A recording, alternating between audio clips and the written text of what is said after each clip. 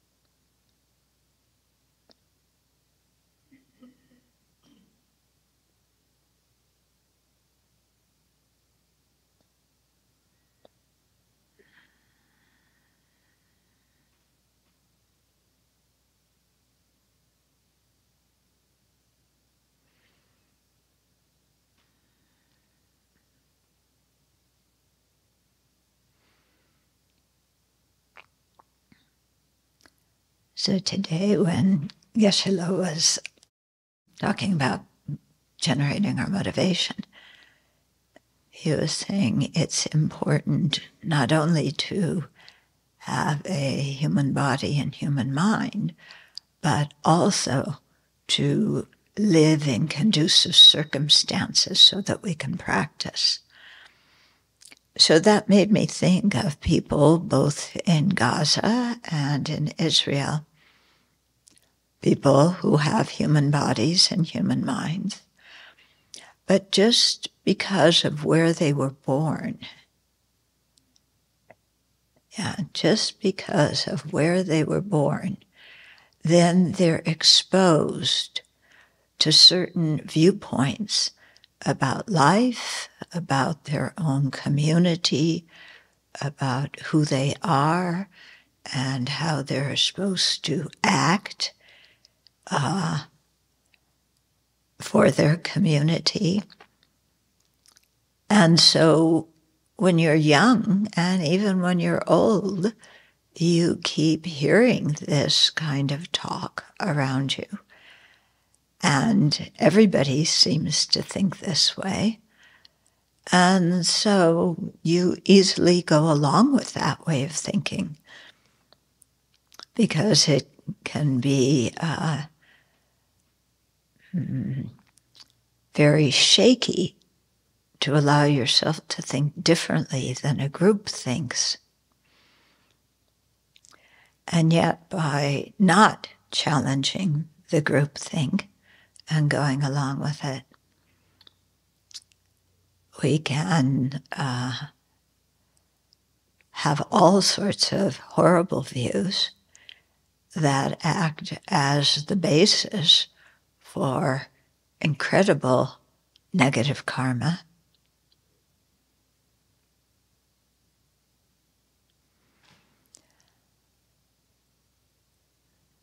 And that's just by the quote, accident of where you're born.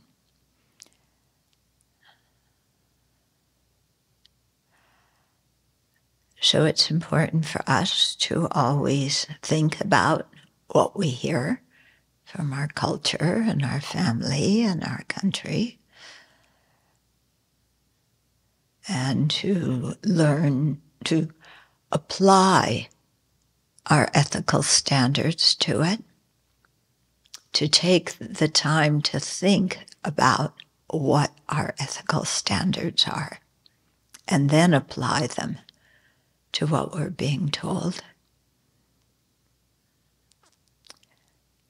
And then in that way, we have some choice about our actions and thoughts and emotions.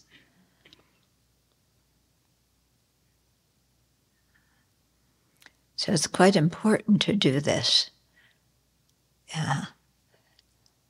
Going with the flow in some situations is going off the waterfall, falling down, down, down.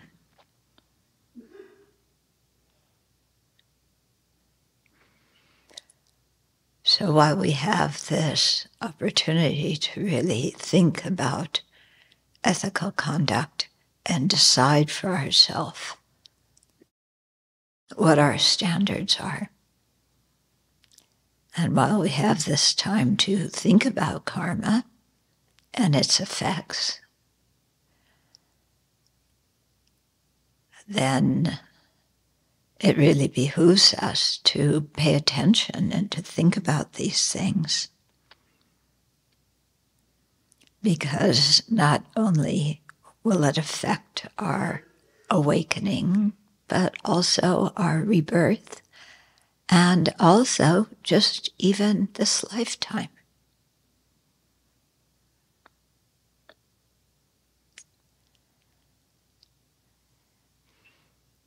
And so, of course, the best ethical standard is one that is supported by compassion, not revenge. Compassion, wishing others well,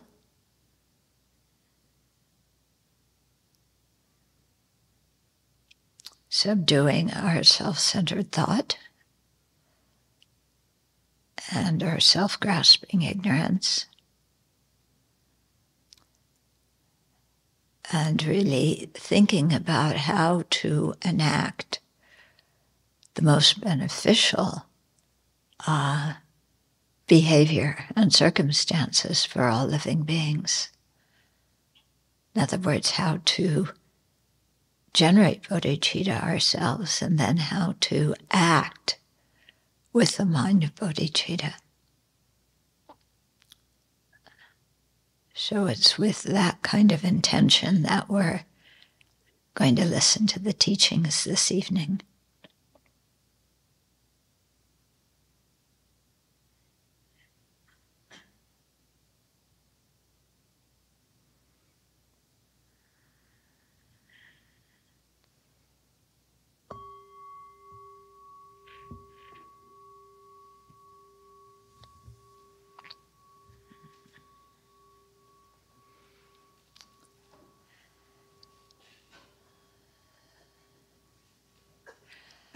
So we often contemplate the kindness of other sentient beings and our dependence on them. We contemplate their good qualities. But it's also important to know that we live in samsara, and that those kind sentient beings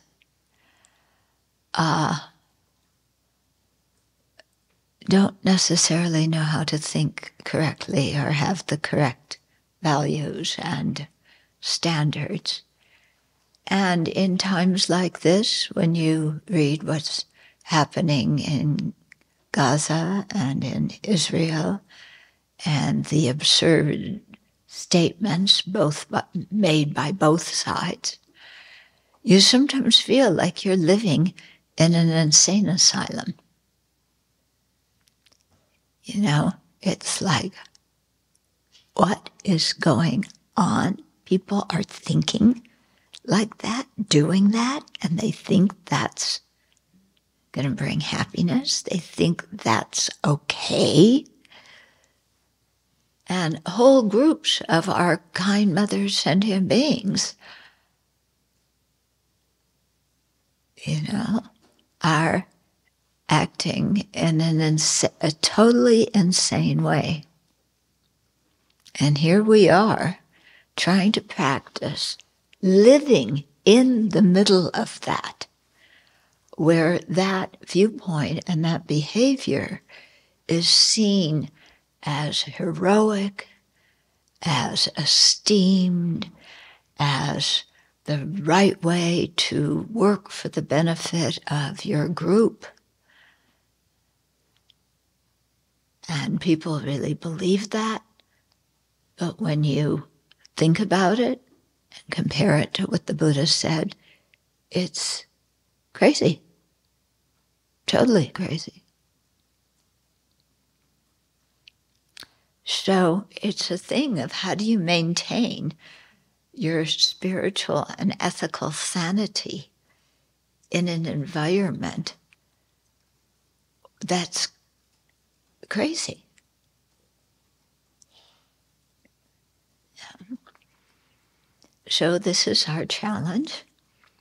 As the sutra that Geshe was teaching said, in this degenerate times, when you are trying to practice, you create so much merit that's greater than what they created at the time of the Buddha, simply because we live in an environment where it is that much more difficult to actually try and stay sane and have a kind heart.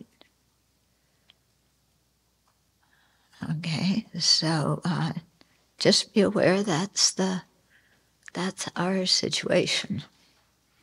But how fortunate we are that we have the ability, that we've met the Buddha's teachings and that we have the ability to discern, what are the causes of happiness, what are the causes of suffering. And it takes great fortitude to actually act according to what we know and what we believe. It's so much easier to go with the crowd. Okay. So, we're talking about Buddha nature. That all these kind mother sentient beings who are also completely crazy, and us who are borderline crazy, but have some little glimmer, of something else, that we have this Buddha nature, and when it talks about how it is covered by, the dead, dying, ugly lotus, or by the bees that are around honey, we can really see how true that is. Everybody will probably have their favorite simile of these 9. I really like the one of the bees around the honey. Yeah. That one it's so clear and so obvious, this delicious honey just sitting there. And nobody can eat it. Nobody can even see it. Nobody even knows it's there because all the hornets and wasps and bees and so on are all zooming around it, buzzing around it. And there's no chance to see what is underneath, what is there. And if you try to push the wasps and hornets away so you can see the Buddha nature, you get stung. Yeah. The hornets just don't go, oh, thank you very much. Yes, you're right. I'll move over there.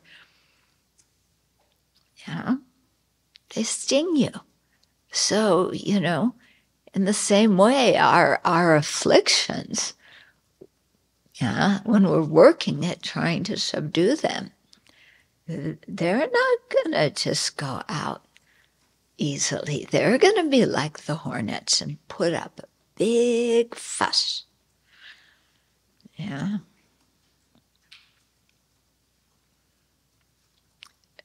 So we have to be attentive and be aware to be able to understand when that is happening in us, that it's not because we're hopeless, it's not because the path doesn't work, but this is sometimes what you have to go through in the process of subduing the afflictions. Yeah. Okay. So I think we did the first 4 similes. So we're on number 5. Okay. The gold buried in filth. That's a good one too, isn't it?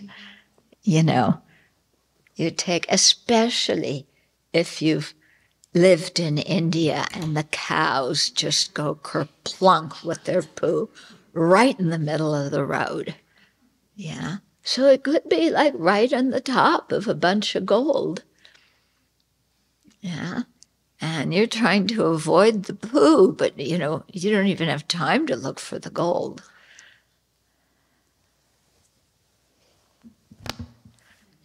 Okay. So the Buddha essence is like a treasure under the earth, like a magnificent treasure buried under the earth in a poor person's yard. Okay, so maybe in a Gazan refugee camp, where people are packed in like sardines, and now when they don't have food or water or fuel, and everything is getting filthier, and the hospitals can't even function to care for all the injured people coming in. Okay, like a magnificent treasure buried under the earth in a poor person's house, in a war zone. Yeah. Or you could think, in Israel too, the same thing going on. You're trying to live your life, and then sirens go out, and you have to run to get into a bomb shelter.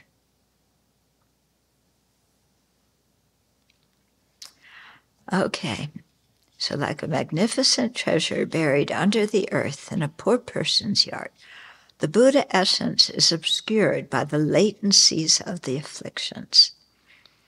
So remember, we have 2 sets of afflictions, two sets of obscurations. The afflictive obscurations that prevent liberation, and the cognitive obscurations that prevent full awakening. So the latencies of the afflictions are the cognitive obscurations. This obscuration pertains especially to Shravaka and solitary realizer arhats, who have eliminated the coarse manifest afflictions and their seeds, but whose minds are still obscured by the latencies of afflictions, especially the latency of ignorance that prevents them from becoming fully awakened Buddhas. Okay, so those following the Shravaka and solitary realizer path, who have attained the culmination of that path, arhatship, their afflictive obscurations and the seeds of the afflictions have all been eliminated from the mind. But the latencies of those afflictions still there, and they still obscure the Buddha nature, and prevent them from becoming Buddhas. While these arhats have realized emptiness and overcome afflictions, so these are not dum-dums, they're way more advanced than we are. We should always respect them. So while these arhats have realized emptiness and overcome afflictions, the ground of the latencies of afflictions are the condition through which arhats obtain a mental body and abide in the pacification of samsara, that is an arhat's nirvana. Okay, so lots of different words here. So they've realized emptiness and overcome afflictions. Now it says the ground of the latencies of afflictions.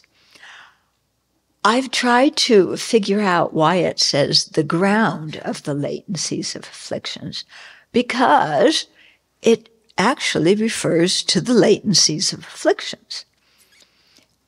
Unless maybe it means that you have the arhats have in their mind stream the basis for the latencies of afflictions. So they have those obscurations in their mind stream. Okay, but it's referring to the latencies of the afflictions.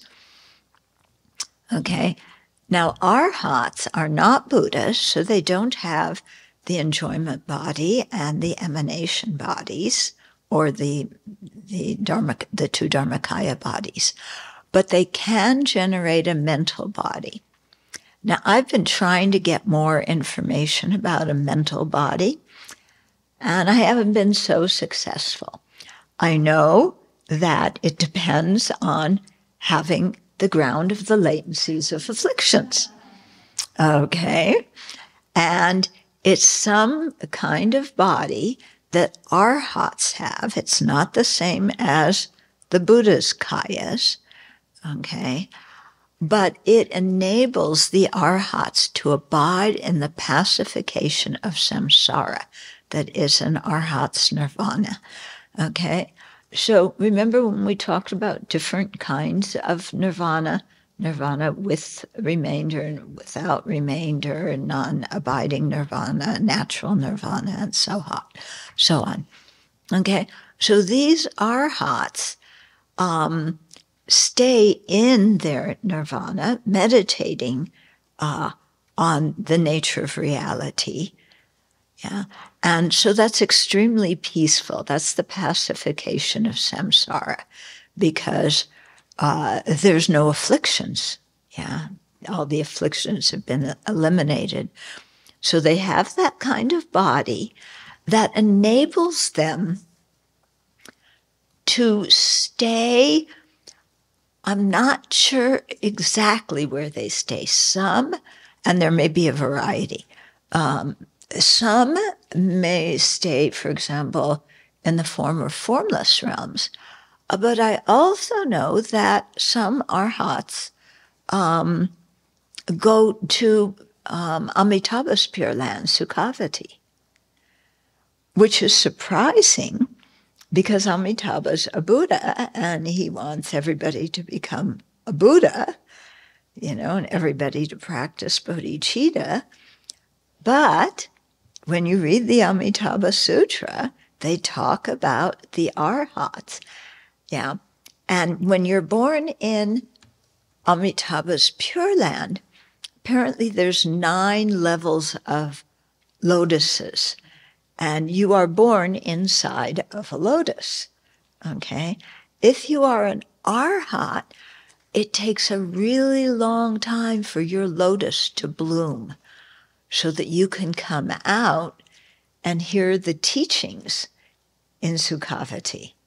For people who have bodhicitta, their lotus blooms more quickly and they can come out and hear the teachings and practice. Okay? So those arhats in their, slowly blooming lotus, yeah, so they have a mental body.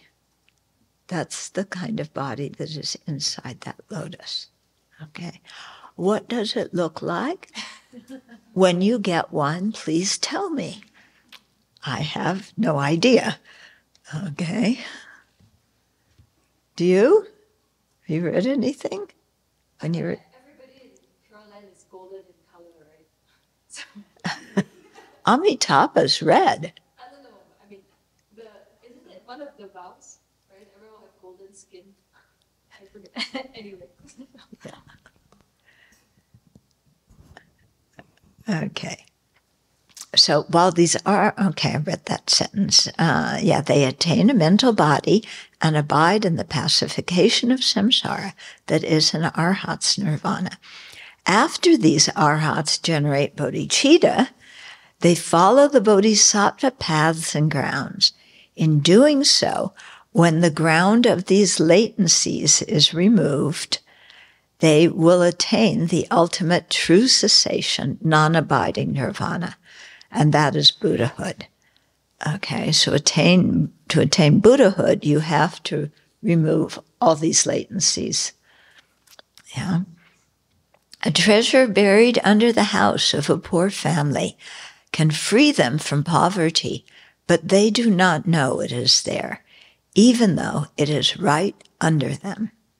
The treasure does not say, I'm here, come and get me. So our naturally abiding Buddha essence, the emptiness of the mind, is like a treasure that has existed in our minds or with our minds, beginninglessly. This emptiness of the mind does not decrease or increase. It does not call out to us saying, I'm here. But when the Buddha tells us about it, we learn how to uncover it, freeing it from even the ground of the latencies of ignorance that prevent full awakening. Okay, so emphasizing, the importance of hearing teachings. Okay, because that Buddha nature doesn't call out to us, and nobody else, kind of the kid walking down the street doesn't say, oh, there's a treasure under your feet. Okay, so we have to have teachings. The Buddha tells us about it. Then we go looking for it. Then we start hearing, thinking, and meditating on emptiness and trying to understand it. Okay, and through that, then we will attain full awakening. Okay, so that's number 5. Number 6, the Buddha essence resembles a tiny sprout hidden within the peel of a fruit. Okay, have you ever peeled a fruit and something it's already inside has started to sprout? Or maybe remember when you were a kid and you soaked lima beans and then put your lima beans in a glass jar filled with paper towels, and then your lima beans would sprout, and break through the shell around them. Yeah, do you remember that? Yeah, how many of you did that? Yeah, we all thought, some of you were deprived. Huh? You did mung beans, okay. That's okay. Yeah. So beans have tiny sprouts inside, but we cannot see them until the fruit and its peel have been shed. Okay, so that's what happens after they sprout. Then the peel has been cracked. You can begin to see them. Similarly, for the path of seeing to be actualized, the objects of abandonment by the path of seeing must be destroyed. What are the objects of abandonment for the path of seeing?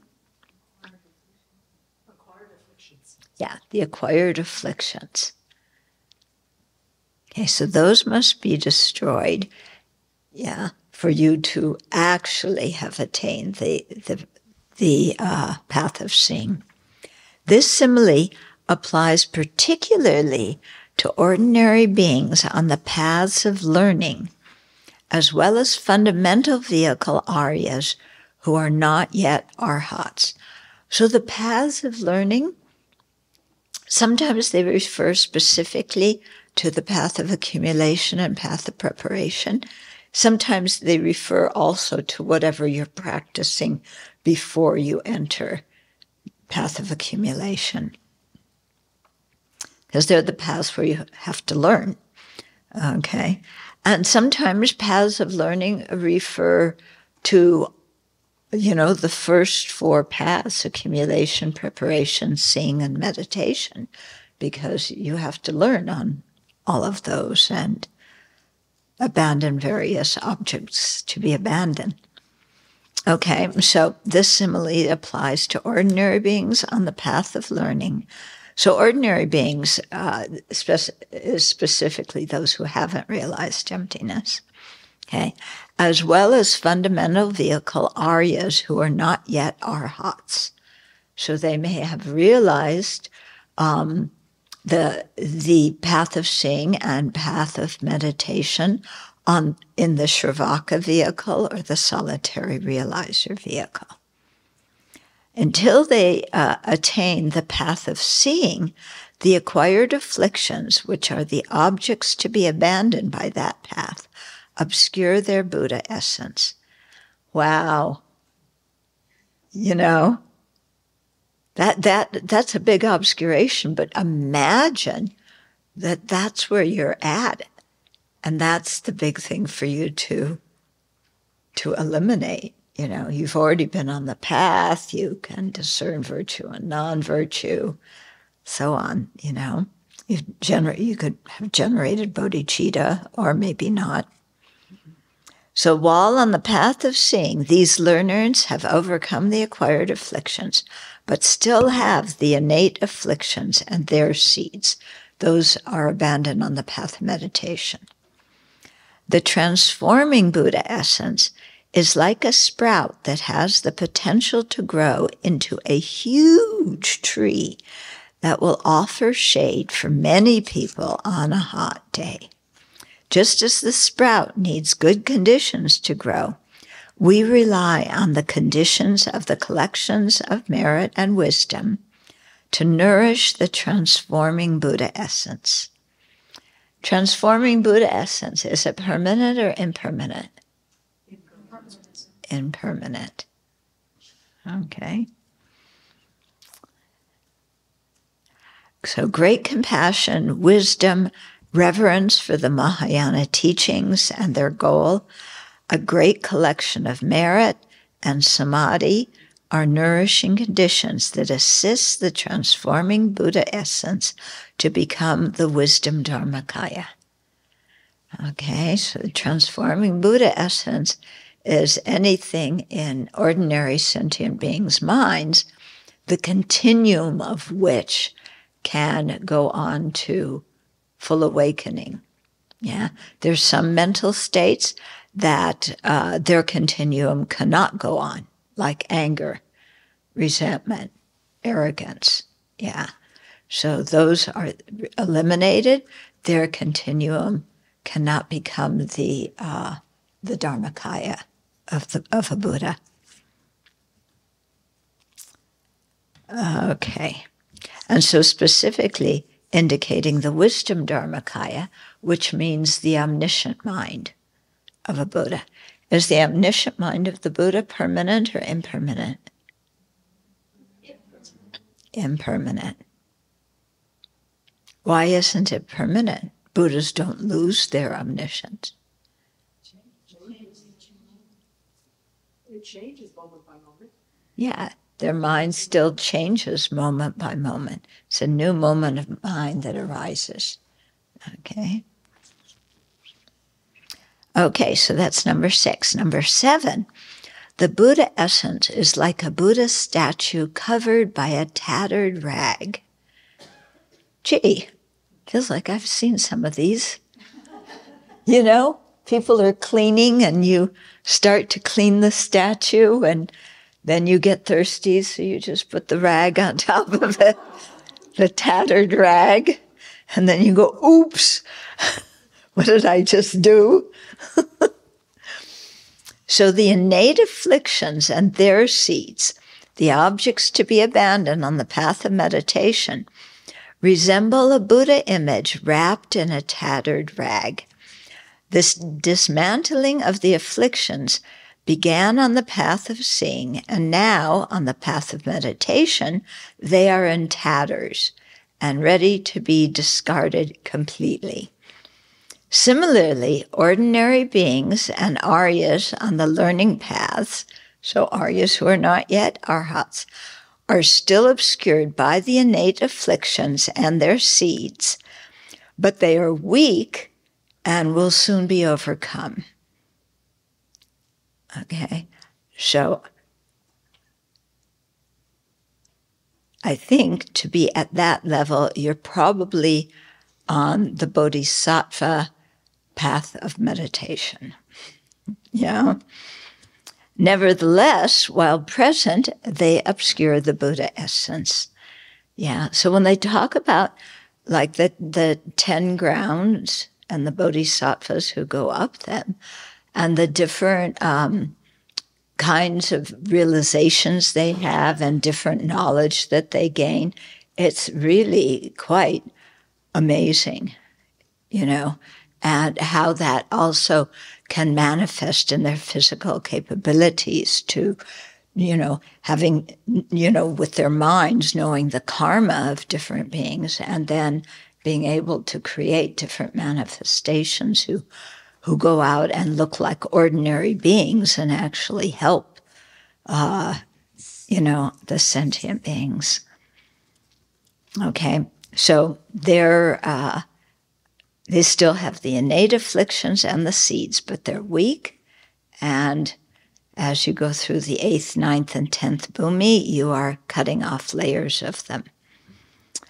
A deva, so a celestial being, sees a Buddha statue under a dirty cloth and explains to a person who wants to have a Buddha statue that it is there and she should retrieve it. In the same way, the Buddha sees that the ultimate nature of his own mind, the emptiness of inherent existence, is the same as the emptiness of the minds of all sentient beings, even animals, hungry ghosts, and hell beings.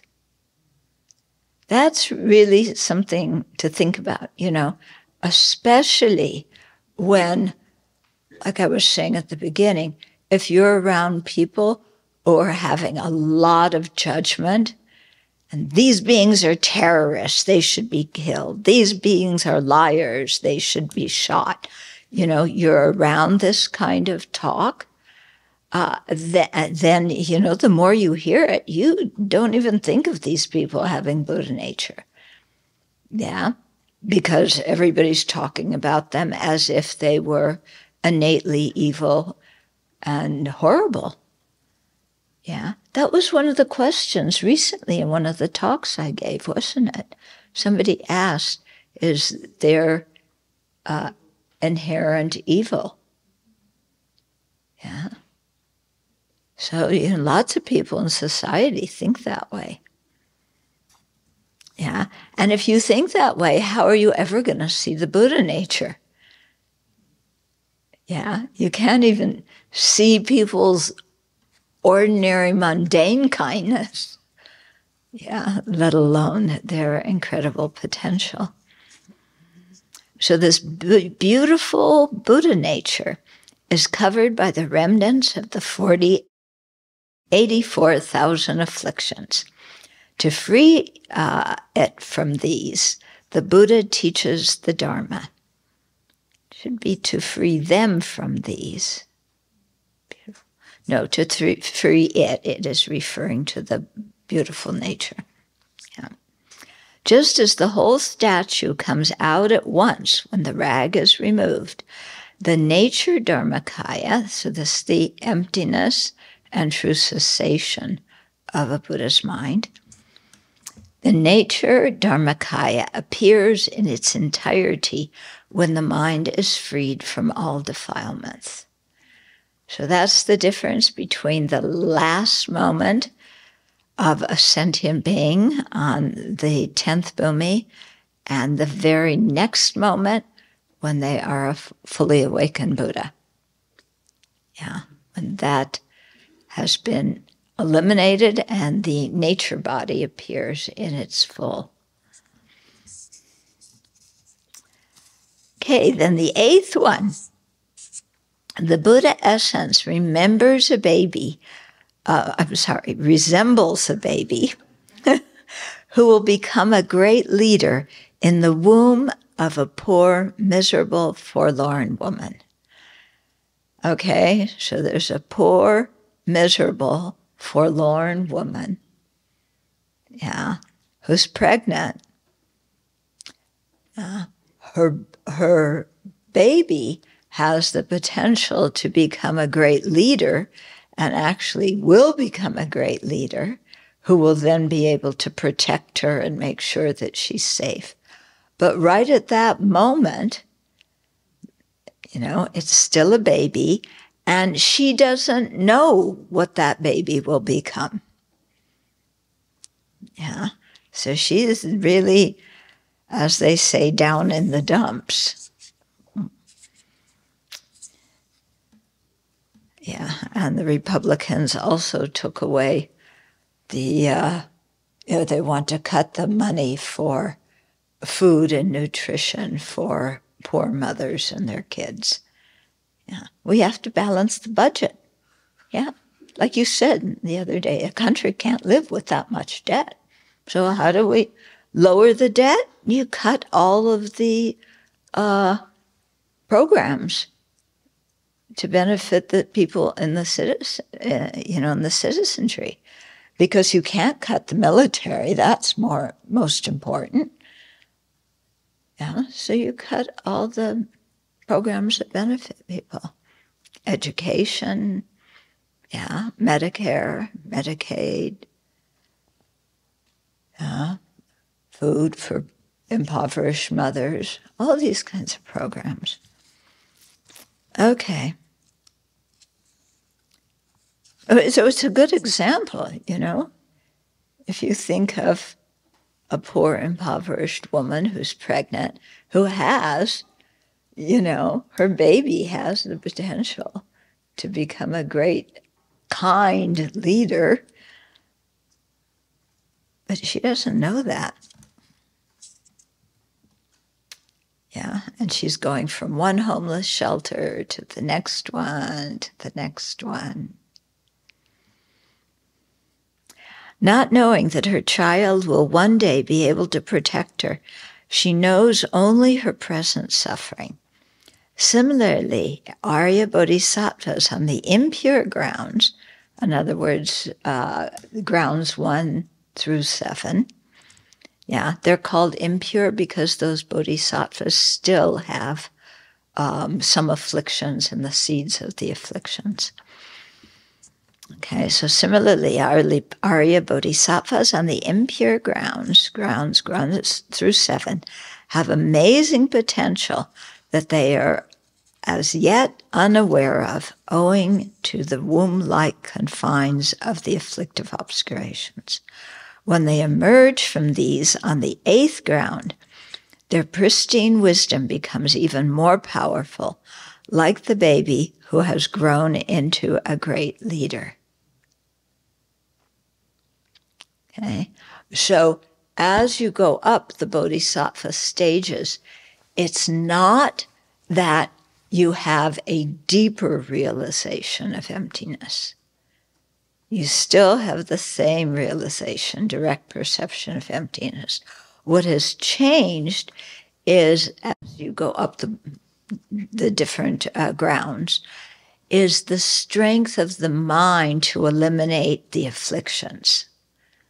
So because of the realization of emptiness, that continues to be fortified because these bodhisattvas continually meditate on emptiness, then the ability of the mind becomes sharper in terms, or more stronger is a better word, more forceful in terms of eliminating the obscurations.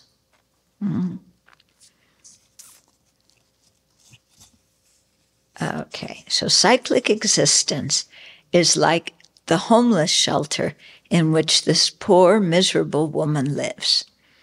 There she is reviled by others and sinks into despair because she has no refuge or protector. Her child, as a great ruler, will soon be able to care for her, but she does not know this. Similarly, we do not realize that our ultimate protector is inside of us. But when the emptiness of our minds is revealed and becomes the nature Dharmakaya, our problems are forever pacified. When we later actualize the enjoyment body, we will be like a wealthy monarch who can protect all beings in the land. That's a nice simile, isn't it? Yeah. Okay, then the 9th one. This is the last one. So the Buddha essence is like a golden Buddha statue covered by a fine layer of dust. Golden Buddha statue with fine layer of dust. The Buddha essence of the pure ground bodhisattvas, so these are grounds 8 through 10. So these bodhisattvas have eliminated the afflictive obscurations, and they are in the process of eliminating the cognitive obscurations. Okay, and so they're called the pure grounds because they've eliminated the afflictions and their seeds. Okay, so that Buddha, their Buddha nature, is still covered by a thin layer of cognitive obscurations that impedes their full awakening. So the latencies of the defilements that bring about the appearance of inherent existence and prevent directly seeing the two truths simultaneously. So this is what the latencies of ignorance do, okay? They make it so that it brings about the appearance of inherent existence. This word appearance, it's nangwa in Tibetan. Sometimes it's translated as appearance. Sometimes it can be translated as perception. And those two have very different meanings, because if we say something appears inherently existent, that gives you the feeling like it's from the side of the object, that the fault is the object because it's appearing inherent existence. If we say perceive inherent existence, it gives the feeling that our mind is actually cognizing the inherent existence. Okay? So it's what it means for the pure ground bodhisattvas is there's the appearance of an inherent existence because the mind is polluted. So it's not the problem with the object. The mind has that dust on it. And so when it sees things, it sees them in that distorted way. Yeah. Yeah, the word nangwa is used, it's like nampa. You know, there's certain words in Tibetan that you just use when you don't know what other word to put. Yeah? And then you try and figure out what it means. Nampa is harder to figure out than nangwa. Okay. So these latencies of the defilements, bring about the appearance, perception of inherent existence, and they prevent directly seeing the two truths simultaneously. So only the Buddha can see the two truths simultaneously. The pure level bodhisattvas can see the two truths directly, but not at the same time. They have to go back and forth. Like a magnificent golden Buddha statue that was cast in a mold and is now covered by only a layer of fine clay dust remaining from the mold, their Buddha essence will soon be fully revealed when the Vajra-like concentration at the end of the continuum of a sentient being removes the last remaining obscurations from their mind stream, allowing the Buddha essence to be fully revealed. Okay, so, the Buddha essence is there, but there's still that obscuration. And what eliminates it is the Vajra-like concentration that is the last moment of the Bodhisattva path of meditation. Okay, because that Vajra-like concentration is the one that eliminates any lasting remnant of the cognitive obscurations. An expert statue maker recognizes the preciousness of the gold statue covered by clay dust and cleanses it to reveal its pure beauty for everyone to enjoy.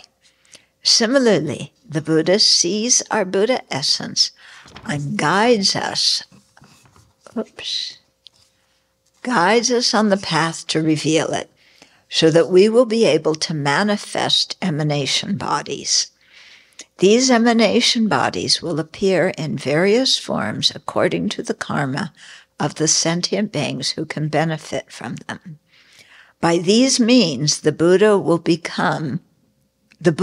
will become will compassionately instruct and guide sentient beings according to their dispositions, just as the Buddhas that already exist guide us in that same way. Okay. If you go back to the previous page, 308 and 309, the chart there goes across both pages. Okay, so this chart is very useful if when you want to meditate on these 9, because it gives you very clearly, what's the simile for the obscuring factor, what in the world is the obscuring factor that particular simile is pointing out, what is the simile for the obscured. Okay, so what is it that's being obscured?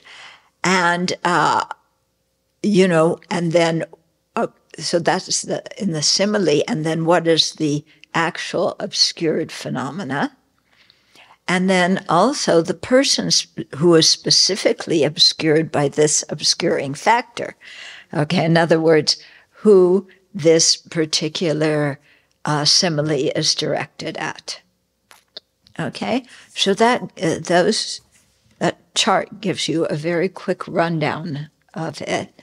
And so if you've read the section, on that, on the simile, and then you meditate, you can have, this is very, very good for having all the information quickly.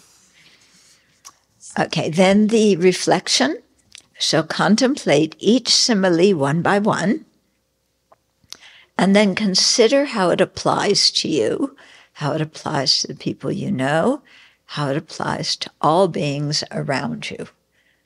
Okay, so how it applies to Netanyahu, to the leaders of Hamas, to dear Jimmy Jordan. Who just got nominated. He hasn't been voted in, but he is now the nominee for the Speaker of the House. What did they say? God save America? Yeah. You remember Jimmy Jordan? In the first Trump impeachment, he was the one who made this huge billboard, and brought it into the House of Representatives where they're having this. And he starts accusing the people who are testifying, and saying what Trump had done and so on, of lying. And the billboard, he said, was from something he learned in grammar school. Yeah, he said, you people are just like this. Liar, liar, pants on fire. Yes, those were his words of wisdom in the House of Representatives. Yeah. Liar, liar, pants on fire. So he's the one who, he lives up to that. I think his pants are on fire a lot. When you hear what he says in Congress, what he accuses people of. So, so just whoever you think of, you think of him. And I mean, my goodness, if he becomes Speaker of the House, yeah. So, Yeah, but he has the Buddha nature. Yeah, and he's a kind sentient being. And he means well, dear.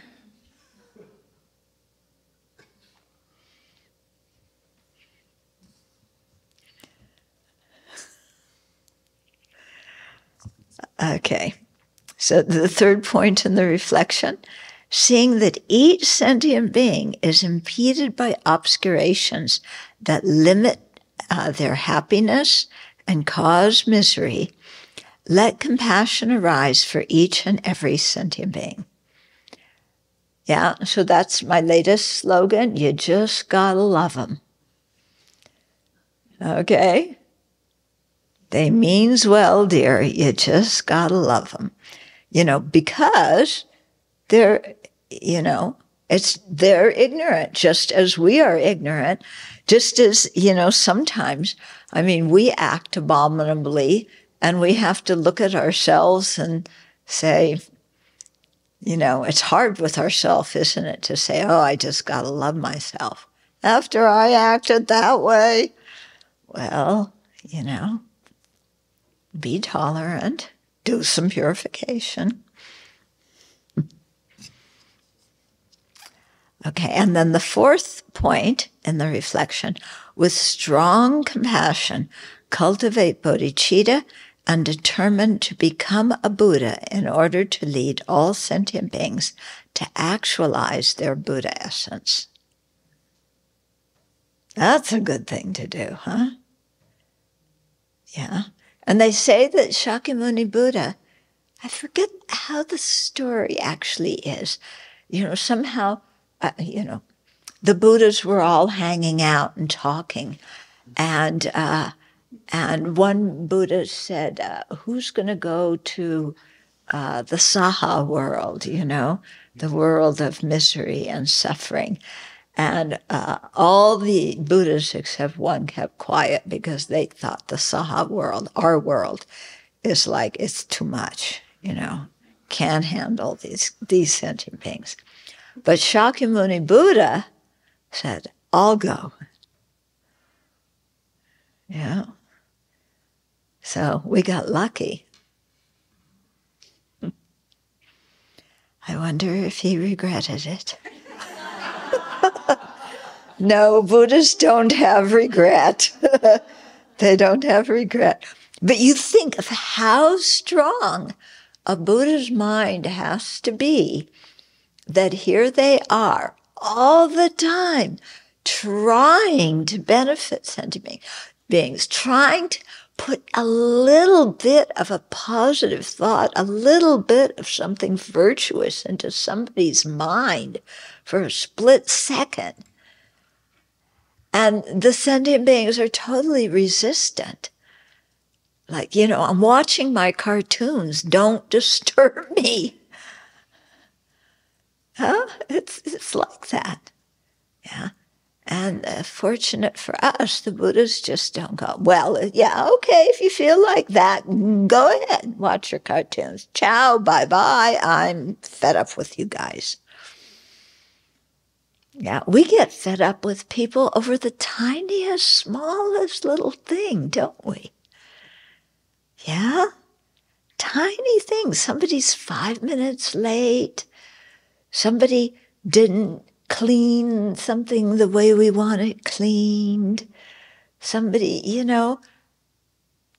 they burnt the tofu again. Yeah. They put lemon and orange on top of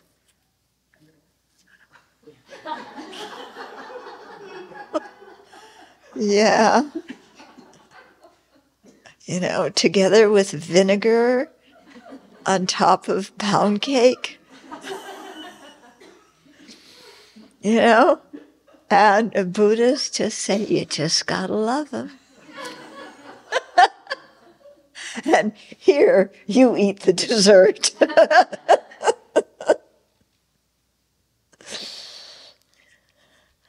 Okay.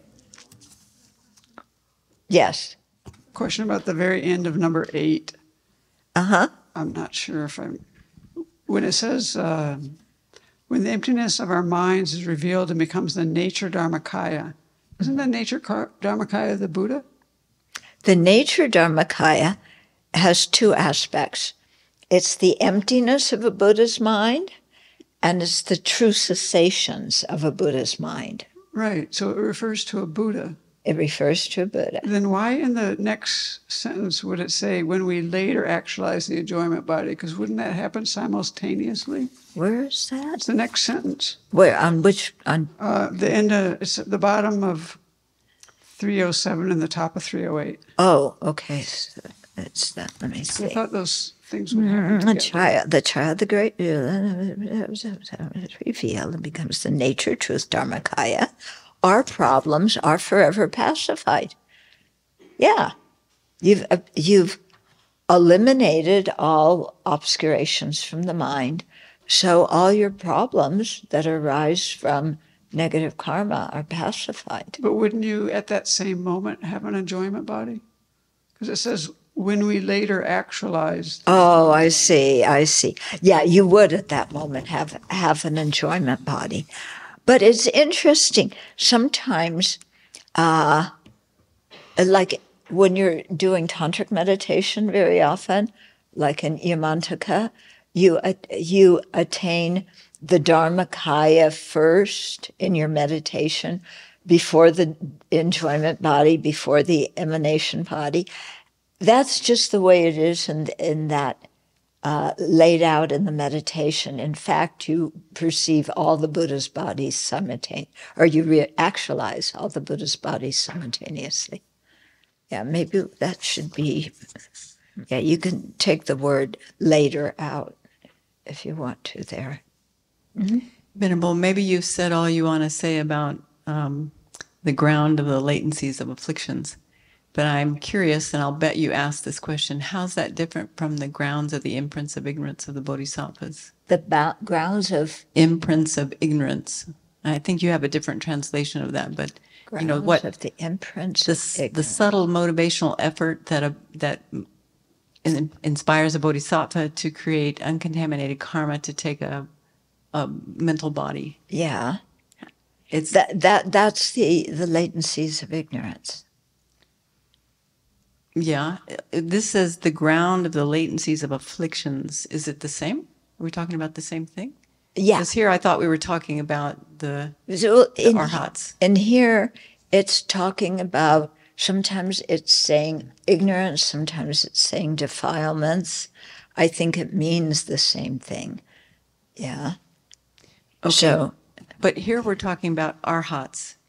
And I remember previous conversations where there was some question about what about the arhats. It's clear with the bodhisattvas that they have this subtle motivational effort that's called the grounds of the imprints of ignorance. But there was a doubt about arhats. That the subtle motivation, the grounds of the, I'm not talking about that. Let's just, because I'm not sure if that's the same term or not. Mm-hmm. I don't remember that term, mm-hmm. Okay? But here we are talking about the arhats because they have those obscurations. They have the cognitive obscurations. I think the latencies of ignorance you have until you become a Buddha. So it could, could refer to the arhats. It could refer to the pure ground bodhisattvas. It could, I think it also refers to, all Arya bodhisattvas, those on Path of Seeing as well. Yeah. So the other term that you mentioned? You know how bodhisattvas, what is it that causes bodhisattvas to take rebirths? Especially high-level bodhisattvas, they talk about three things: aspirational prayers, great compassion, and the grounds of the imprints of ignorance. Yeah, it must be, grounds.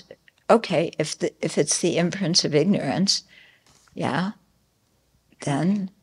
Yeah, I just remember previous conversations where there was a question about what about the arhats? How do they get a mental body? When do they get a mental body? Oh, it's definitely by arhatship. And how? Because they have the latencies of ignorance. Okay. Don't they? So until you eliminate that, that's, yeah. Maybe I'm not understanding your question. A little confusion about about when we. So here's what I think. At the beginning, in the first ones and the second ones, where we're meditating on, it appears the way it's written that the particularly the beings that these first two, the Buddha image and the lotus and the bees with the honey, are particularly for beings who are in the form, ordinary beings in the form and formless realm. And it's like it appears that they don't even know they have Buddha nature. That's why they're stuck there, right? Mm-hmm. But as we go deeper and we get into these more higher realms, it's not about whether you know you have Buddha nature, it's whether you realize your Buddha nature. Mm-hmm. Right? So there's two different ways that these similes are working. One is simply not knowing, which we don't either. Yeah. But then there comes a point where it's not about knowing anymore, but it is about the realization. Well, yeah, but you know, it's different. I know that my lunch is in the refrigerator is very different than getting your lunch and eating it. So, yeah. So there's a progression. Somehow I wasn't tracking until I got to that point. Yeah. Well, the Buddha nature is gradually revealed, but it's still obscured. And as long as it's obscured, you're not there yet. Okay? Because what the path is, when you study the paths and grounds, you're eliminating from path of seeing onwards, you're eliminating certain levels of the afflictions and then certain levels of the cognitive obscurations. And so that's a whole process that goes on. And are you actually working on the cognitive obscurations even while you're working on the afflictions, or does it not? The prasangikas say no. But there's, I think some of the Svatandrikas say you do both at the same time. But the prasangikas say, no, you first work on the afflictions, then you work on the cognitive obscurations. Yeah, which makes a lot of sense. Yeah, makes more sense. Venerable, the part about the Arhat has a mental bodies, right? Mm-hmm. If the Arhat don't have a form, how can they actually manifest to benefit sentient beings with a bodhicitta? They don't manifest for the benefit of sentient beings. The Arhats stay in their peaceful meditation on emptiness. Well, what I mean is like after they're born in the Pure Land. Yeah. Well, they're in that lotus for a long time. Okay. And then when they come out, they have to generate bodhicitta. And after they generate bodhicitta, they start on the first Mahayana path. So they go back to the path of accumulation on of the Mahayana, and then they go through the 5 paths on that vehicle. Okay? So that's why they say that it's really good for us, even though we're still like baby beginners and very ignorant, to repeatedly hear about bodhicitta again and again and again, and develop reverence and admiration for bodhicitta and think about it and generate our kind of, artificial bodhicitta as much as we can, because then later when we get to, when we have the unity of serenity and insight, instead of going into the Shravaka or solitary realizer vehicles, we'll stay within the Mahayana and go directly to awakening. Yeah, if you do the Arhat trip first, it takes much longer to finally get to awakening. So our teachers are all trying to, kind of hurry us up and cut out a few eons here and there. Okay? But you see how it works, because you hear this. I mean, we listen to Geshe-la, yeah, every Tuesday, every Saturday, He really, and he starts always with precious human life.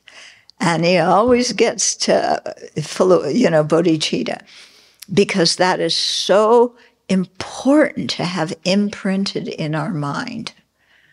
Yeah, so that we will naturally, as much as we naturally can, but maybe with a lot of effort, that idea will come into our mind of, oh yeah, I could go straight for my own nirvana right now. And gee, that would be really nice, forget this world. It's so screwed up. Yeah, I just want to, meditate in the nature of reality, and that's blissful, and, finish the path, no future rebirth. I'm out of samsara. Bye, folks. Yeah. And you can see how tempting it would be to go that direction. Yeah. So that's why from the very beginning, we're told this about bodhicitta. Yeah. I was talking with Venerable Thubten this morning. I forget how we got on the topic, but I was commenting to her that I never had a choice about going to college. From the time I was this big in my mother's womb, they were saying, you're going to college, you're going to college, you're going to college. There was never a question. I never had any choice in it. It was put into me, starting this big. And it worked. Yeah. Whereas they could have been telling me, something else. Yeah. You're going to be a hairdresser. You're going to be a hairdresser. Hairdresser. You're going to be a pole dancer. No, I'm not going to do that.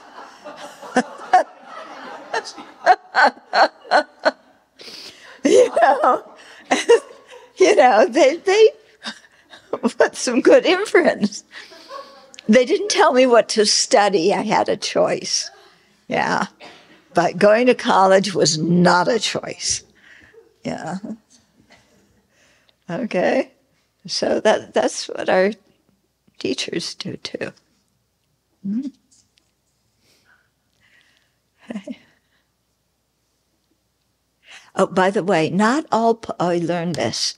Not all pole dancers are what you guys are laughing at.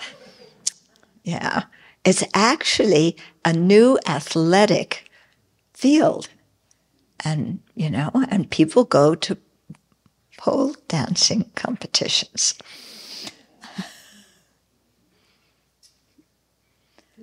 Screamers and you dance and go on a pole and all sorts of. Yeah. Like maybe, yeah. Like who? Like who?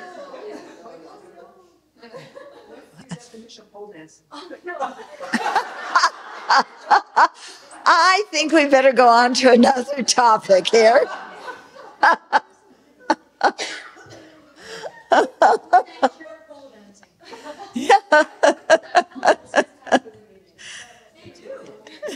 What?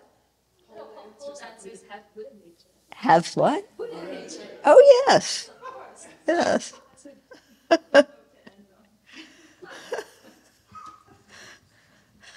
Okay, any other intelligent questions? Anything? Yeah. What is parinirvana? Is that kind of more Theravada term that when the Buddha passes away from parinirvana is usually used for a wheel-turning Buddha when they've already attained nirvana, but now they are leaving the body. So that's called their parinirvana. Sometimes when there's a very highly revered teacher and they pass away, they say peri-nirvana. Okay. But I don't, it just, in the Theravada tradition, it would mean the Buddha just left his body and he's in nirvana and that's it. They don't talk about the Buddha manifesting again. Yeah. Whereas the Mahayana talks about, yes, attains peri-nirvana, but immediately comes back and helps. Okay. Anything else? Okay, I think we will stop here because, well, let's just read that first verse. Okay, we're looking at the three aspects of the Tathāgatagarbha. So Maitreya, he's onto this topic, asserts that each sentient being has the Buddha essence and can attain Buddhahood. So remember, not all Buddhists assert that everybody has the Buddha nature and can attain Buddhahood. Okay, so here's Maitreya from Uttara Tantra. Because a perfect Buddha's body is pervasive, because suchness is without differentiation, and because a Buddha lineage exists, all embodied beings are always in possession of a Buddha nature. Okay, can you see the syllogism in that verse? Can somebody make that verse into a syllogism? The subject, all embodied beings are always in possession of Buddha essence because, all three reasons. Yeah. Yeah, so the subject is all embodied beings. Yeah, what are you trying to prove? That they're always in possession of a Buddha essence, even though they may not know it. Why? There are three reasons. Because a perfect Buddha's body is pervasive, because suchness or emptiness is without differentiation, the suchness of the Buddha's mind, the suchness of our mind, and because a Buddha lineage exists. In other words, the Buddha lineage is referring to the Buddha nature, Buddha potential. Okay, and so the next section goes into those three reasons. And then, then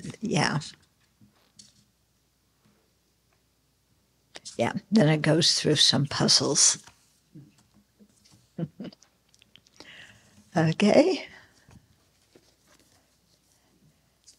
And then, after that, we have just one more chapter for this book. Then we have, this is volume 3, so we have 7 more volumes. Yeah. The winter retreat this year is about refuge and the 4 truths. So the beginning of volume 4 is about refuge. It goes into a lot of the material that you also find in the philosophical texts. Yeah. So you'll have teachings on it here, but you'll also, it's good if you do some reading of that chapter. Yeah, and think about it. And then with the 4 truths, this volume, all about the 4 truths, all 4 of them. And also those of you who were here when Geshe Topge taught Brahmanavartaka. Yeah, he also went through the 4 truths. Okay, so let's dedicate.